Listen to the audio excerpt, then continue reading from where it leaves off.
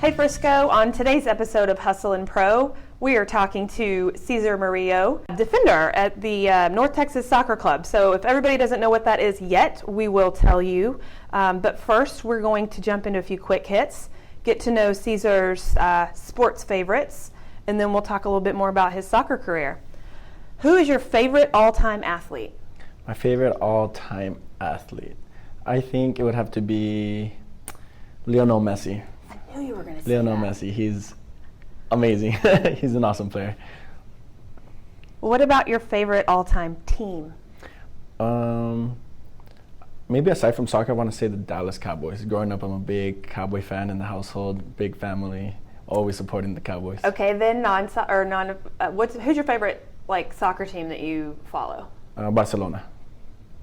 Yes, ma'am. What is your favorite sport to watch? My favorite sport to watch is probably soccer.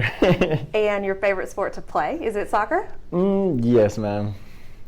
I'm going to ask you in a minute about other sports that you might have played when you were growing up. But last quick hit, what's the farthest distance that you've ever gone to I'm guessing, to play soccer or to watch a sport? Okay, I think the farthest has been Sweden. I was there. Before this team, I was playing in Sweden for 6 months. I just graduated college, and I went to Sweden to play. So that's definitely the farthest I've traveled to play. Now, you're from Texas, but you're not from the Frisco area, right? Yes, I'm from El Paso, Texas. What high school did you go to? In El Paso, I went to Bel Air High School. Okay. I have Coronado friends. I was just curious. Oh, okay. And so then tell me, did you come here to Frisco because of soccer and to develop into the FC Dallas Academy? Yes, ma'am. So pretty much I came here when I had just turned 15 years old to strictly play soccer, but also had to finish my education. Did you come with your family? Did you move, or did you just come? I came alone. I was living with a teammate that also got selected from El Paso, so we moved down here with his grandma. We were living in in an apartment with us two and his grandma.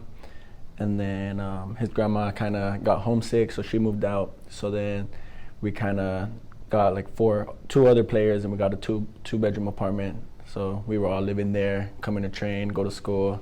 So young. I'm always so shocked at how young you guys sacrifice and come here and live on your own and just make it work. I mean, it's awesome. It's a great story and sacrifice. Then you get to just play soccer, and that's your career. How old were you when you actually started playing soccer? I was 3 years old. 3 years old when I started playing soccer. What other sports did you play, if any? I played a couple sports. I've played football, I played baseball, basketball. I ran cross country. These were all in middle school. Track and field.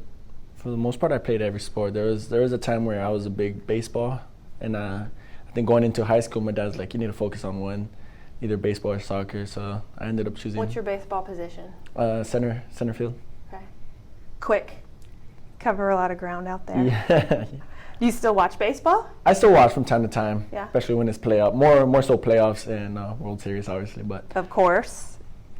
I was going to ask, when you focused on soccer, you said going into high school, you made the decision to focus only on that. Yes, well, that's ma'am. when you moved here for it. Mm-hmm. Well, I did my freshman year in El Paso, and then my sophomore, junior, and senior year here in Frisco. When you moved here from El Paso to Frisco, what was the biggest shock? I think I never really saw life different. I think it was just more soccer-wise. I think I was able to fit in well with the teammates friends on and off the field. I was able to make good friends on the field with my teammates. And then when I went to high school, and my first year I went to Liberty High School, I was able to adapt well. I got along with everyone. So it wasn't really a big change that I really saw, but I think more soccer-wise, the level was just very, very high here in Frisco. Amped up a lot. It was sure. Everyone was just very, very good, and you had to make sure you were 100% every day, because you're pretty much fighting for a pro contract or a starting spot the next weekend. Yeah. That was the biggest factor. Different than the small town soccer. Were you like the El Paso, top-notch soccer kid coming out of there? Honestly, no. I was just the guy, the soccer player who would always give 100%, and I think that's been me throughout my whole soccer career. I've never been, a superstar or someone that's the best on the team. I think I could categorize myself as a leader, someone that will set an example, work hard, and more so that than a soccer star. That. You talk about being a leader, so I do want to talk about that now because I have heard you are definitely a leader on your team right now. So, but let's tell people a little bit about what NTSC is. So, North Texas Soccer Club is part of the USL, and it's really Frisco's second pro team, right? Yes. And I don't know, correct me if this isn't the right terminology, but I see it as the development league to then in between FC Dallas Academy and FC Dallas first team, where this team now, you'll see players move back and forth, and the coaching staff intermingles a little bit, right? And so it's the development league up to FC Dallas, right? Yeah. So pretty much, to make it easier, it's the FC Dallas second team. It's not FC Dallas 2, but it's North Texas SC. Okay. But yes, you got it right. It's definitely the second tier. It's between academy and the first team. And people, we're on pro contracts, but yes, we're trying. Same facilities, right? Same facility, same training ground. We actually train alongside the first team, which I think we train an hour earlier in the field right next to them. And if they need us, or if we're doing good, we had a good game, good training throughout the week, they'll call us in, and we'll train with them, get more experience on the first team. Yeah. And then it's also for maybe players from the first team who are injured, are trying to come back, get some minutes before stepping on the first team again. They'll come down, train with us, or play some games with us to get it, that confidence back that they need to excel on the first team. So. I've seen and this is your first season. This is the league's first season, and yes, of course FC Dallas is one of the, I think only 10 teams that formed this first season. Yes, so the point, right, is that because the players know each other and it's all intermingled, and like you said, you're training and some scrimmaging and going back and forth, is it really to just build a stronger development layer of players that come up underneath and continue to build a stronger FC Dallas? Yeah. So there's, as you see, there's a lot of talent throughout the academy, and sometimes when you go to college, as any young teenager could get distracted, and if the coaches see potential, they'll probably sign them to a pro contract, and they'll be able to get. It's hard for a young player to get very, very good minutes straight to the first team. So they'll sign them with us. They'll have to prove themselves, and they'll definitely get minutes with us. And then if they do well, then they could go up. Can you get called up in season though? Yes, ma'am. Yeah. You can. Yeah. But more so for the Open Cup, which is another tournament that we do. But for the MLS, they need to sign the contract, and then if they sign with the contract with FC Dallas, they could loan you back out to us. So it's like a loan, not. For example, we have a young guy who signed a pro contract with FC Dallas, but he's on loan to us. That's just, I guess, the technical term, the correct term. Because he's not going to make the 18-man FC Dallas roster, but they want to give him minutes, so what? He'll get to come down. Yes, ma'am. You guys, and at any time, can go back, just because he's on loan. Yes, ma'am. Okay, I think I got it. And I've seen Jimmy, if he's not playing, he'll go be in the goal for your game after sometimes. So I don't know what I was going to say earlier. I don't know if this is how all seasons are going to go, but North Texas Soccer Club games have been directly after several FC Dallas home games. Yes, ma'am. Not all of them, though, right? Not all of them, Yeah. but they try to do the scheduling like that. So obviously we have some fans who stay after the FC Dallas game that want to see the potential future FC Dallas. And a lot of fans have came up to us and say that they really enjoy watching us play, and they like to see the future. Yeah. They call us a future, and it feels good. It feels good that the fans actually care, and they stay after the game and actually pay attention. So that's awesome. So we're at all the games, and we sit near the subs. So for the FC Dallas games, we're watching, and we like to guess who's going to be subbed in that game. Okay. And then sometimes we think, I don't know, this might be wrong, but we think if they're not one of the subs used in the first team game, I swear some of those guys have gone and they'll play, or at least they switch. Like it looks like they're staying after and playing with you guys. Yeah, you're right. You're right.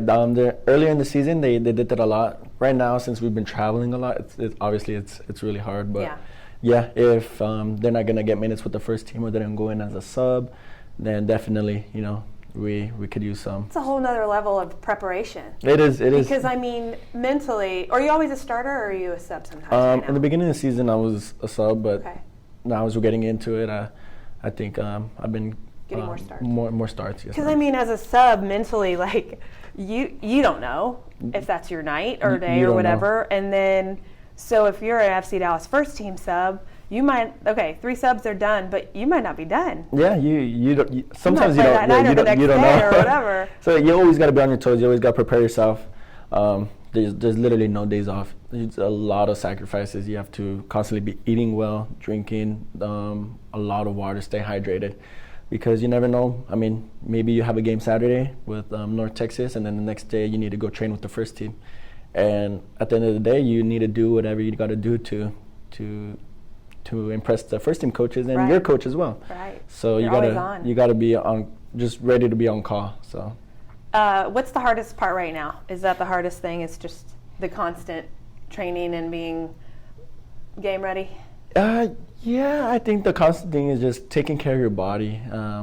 It sounds so easy to do, but there's just so many things that go into it. Obviously, sleeping well, eating well, making sure you go see the trainer after training, take an ice bath. It's a bunch of little things that, it'll add up. If you get lazy and you miss one thing, then, sometimes you'll feel it the next day. And all that stuff you said is off the field. It's all off the field. Which is crazy, is that when you think, taking care of your body as an athlete, don't get hurt on the field. But everything you mentioned is you gotta beyond that. Stretch. I had a friend who was really big on yoga. He got me into it, and it's really helped me. I mean, God willing, I don't get hurt this season, but it's really helped me stay injury free. How much yoga do you do? I try to do 1 or 2 a week, but it's definitely hard with the busy schedule. Like I said, it's you gotta fit it in. You gotta fit it in. Do you go to like a Frisco yoga place, or do you do this at home? I'm gonna start to try to get Frisco yoga, but sometimes I'll just put on YouTube and just sit down in the room and in a quiet place and just get the stretches going, and it helps a lot. The core, stretching, mobility. It's just hard. My first class of yoga, I did not know we were gonna do a hot yoga. Oh, that's hard. I had worn some gray shorts and I was sweating and I was so embarrassed to leave the room. I had these gray shorts. Yeah, but everybody's like that. Yeah, but it was my first time. Yeah. I did not expect. I didn't think it was. I didn't think I was sweating normally, but hot yoga is a little awkward. When we talk about you being a leader in the locker room, so when you're seeing the younger guys, because are you the oldest player? I am actually the oldest player on the team right now, 23. I just turned 23 in February. So old. So old. What are you seeing that you're having to constantly remind the younger guys of the most? What are you being a leader of the most? I think just setting an example when you cross the line to try to stay focused, and I as myself, I demand myself to have high intensity in training, and I demand it from others. And I, as a team, we expect it from everyone. And sometimes the younger ones will slack off a little. Not often, because obviously they're in a professional environment. But there's some times where you do need to tell them. And I don't get mad at them. I just tell them. I pull them aside. I don't tell them in front of everyone. I pull them aside and be like, hey, you really need to step it up a little bit. You're playing a little too much. And other than that, I don't really get mad at them. I kind of, try to stay after training or go to the gym. And, our 2 captains have also been doing that, and it's kind of rubbing off. So, I don't really go to people and push them. We kind of lead by example. Who are your captains? Breck Evans and Alfoseni Jata. Did you know them before? No, I did not. Okay, I've heard of Breck. They're not local guys? No, Jata is from Gambia, and Breck is a local guy, but I think he's younger than me, so he's 19, I believe. So you've played with the FC Dallas organization since you were 15, 16? 15, yes, 15. ma'am. But you mentioned Sweden. Was that a different club you played for? Yeah, so I did my high school here in Frisco. I went to Charleston, South Carolina to play 4 years of college there. After that, it was very hard to, make the FC Dallas first team. It's very, the level is very demanding. And you weren't in it anymore. You weren't here anymore. I wasn't here anymore, so I had been gone for some years. But I didn't see an opportunity here. So I went to season. They were on the second half of the season, and I had a friend playing over there. And he called me and he told me, hey, we need a defender. If you want to keep playing soccer, you should come. And I said, why not? So I packed my stuff and I went. and who was that? What? His name was Patrick Curry. We actually played together here in the academy. Okay. What team or what club is it? It was called Syrianska. Okay. Syrianska. And how long did you play there? I played for, I think it was 5 months there. And then I came back here, and that's when I heard about the North Texas having open tryouts. Mm-hmm. And it was very complicated because I didn't know if I wanted to, hang up the boots, start working, get into, the real life instead of, give up playing soccer. And it was many hours of conversations with my family, friends, trying to convince me not to give up. So I came to the open tryouts here in the MoneyGram fields. Mm-hmm. That went well. Crazy thing about it was that I had put down an email that they would supposedly reach back to me, and I put down an email. A week passed, 2 weeks passed. I didn't hear anything. So crazy thing was that I went to Indiana to start working, and it was the blizzard, and it was horrible. It was minus 30 degrees, and I was just checking my laptop, and I realized that I had another email account that I haven't checked for a while. So I opened it, and like 5 days before me checking the email, I had seen that North Texas had emailed me back, but I did not know that. You kind of thought I kind of thought it was over. I said, I have no more teams. Yeah. Sweden's too far. I want to, stay kind of in the States. And I told my boss, I said, hey, boss, I have an opportunity, maybe make a professional team. And, he used to play soccer, and he said he understands then that the doors were always open for me if I wanted to go back, but that I needed to go take this opportunity. Well, that's pretty awesome. Mm-hmm. What kind of job was this? So it was in a furniture company. Okay. So pretty much I was going to be managing a furniture company that's going bankrupt. Will come in and we'll sell all the products. Make a deal with the owner so that he doesn't. That can wait. Yeah, I said. Put it on hold. I put it on hold. Those jobs will be there when you're done. Yeah. So, it was definitely like a weight lifted off my shoulder. I mean, it was fun. It was a good experience working. I mean, I only worked for like a week, but it was something else. Then you came back here and got training. I came back here, did preseason with them, and at the end of the preseason, they were thankfully they offered me a contract, and now I'm here. That's awesome. And you're a defender, like you mentioned. So you play in the middle, and what do you play the most, middle or outside? I started playing the middle, but due to some injuries and we've been losing some players to international duties and first team. You always got to be on your toes, as I told you. So I think next game I'm going to play right back, outside back. So, I'm comfortable with both feet. Wherever they need me, I'm going to play there. I don't mind it at all. But see, that attitude is important, though. Mm-hmm. Not all players want to or willing to slide over, right? And play where they need you, or they don't think that, or they're not as comfortable with that foot, or whatever it is, and so that affects. Yeah, so where, it definitely affects, but you just gotta be ready. No matter where they put you, you gotta give it your all and take the little things. When let's say the coach isn't talking about your position, but he's talking about to the midfield or to the outside defenders, you gotta pay attention. You gotta be a student of the game. You gotta be ready to take those concepts, and if you get put in that position, to apply them, and it's That's good advice for younger players, because it's easy to only pay attention to your position. Exactly. Or whenever it's your group's part of training or whatever it is. But I think you can learn a lot just by paying attention to what else is happening. Exactly. You never know when you're going to get put in that position. Maybe one season you'll be playing midfielder, maybe the next season you're playing center back or outside midfield on the wing, so as a winger. So you never know. Soccer is definitely about opportunity and preparation. If you prepare yourself well and then the opportunity comes, you got to take advantage of it. Take And there's no saying where you could go. That's definitely something I've learned. Well, that's awesome. I'm excited for you. That's a good story. I'm glad that you checked your email. Came back. Please, everyone, check your email. That's hilarious. That's great. I'm glad that they didn't give your spot away or something. That's great. Well, thanks I know you just got done training, so running over here and sitting down with us. Of course, anytime. Talking to us. So we'll be watching you out there, rooting for you. Thank you so much.